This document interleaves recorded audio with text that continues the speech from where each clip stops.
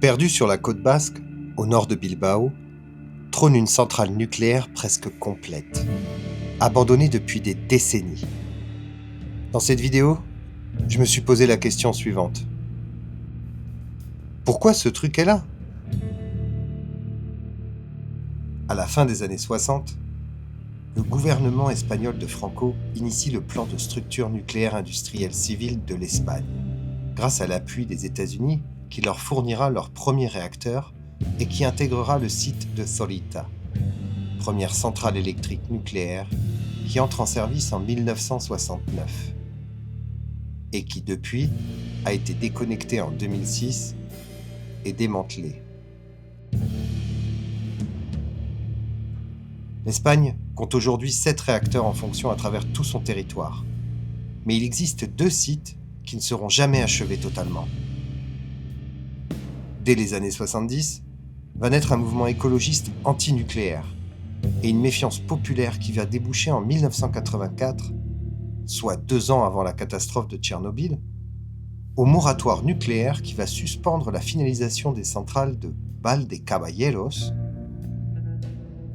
et de celle qui nous intéresse aujourd'hui, la centrale de Lemoiz.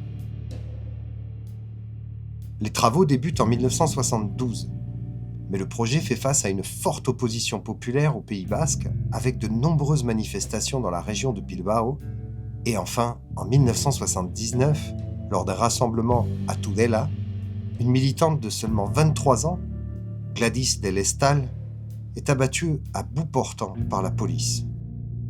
Ce drame est un tournant dans le mouvement, car dès lors, il va se durcir et sombrer dans une spirale de violence. Dès la fin des années 70, le TA va prendre part à cette contestation en apportant son soutien.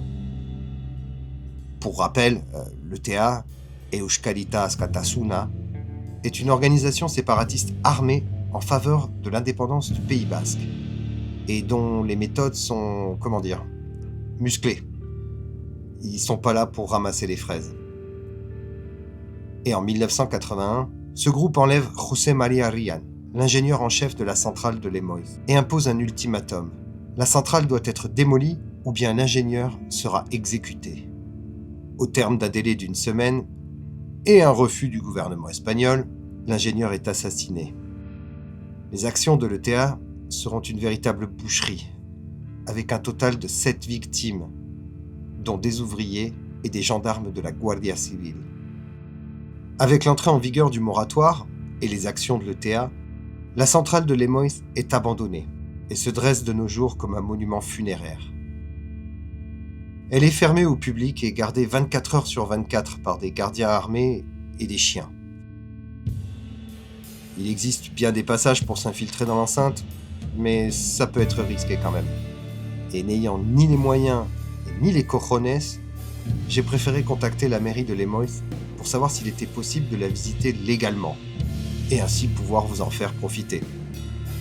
La demande est en cours, mais elle est traitée au niveau du gouvernement basque qui gère directement la centrale. Je pense que ça a peu de chances de passer, mais je vous tiendrai au courant. En attendant, ces 1000 tonnes d'acier et 200 000 mètres cubes de béton se dressent dans le silence assourdissant de la côte, prisonnière d'un avenir incertain. Merci d'avoir regardé cette vidéo et n'oubliez pas de vous abonner à la chaîne si ce n'est pas encore fait, ça nous aiderait grandement pour vous proposer toujours plus de contenu sur l'Espagne. Allez, hasta luego!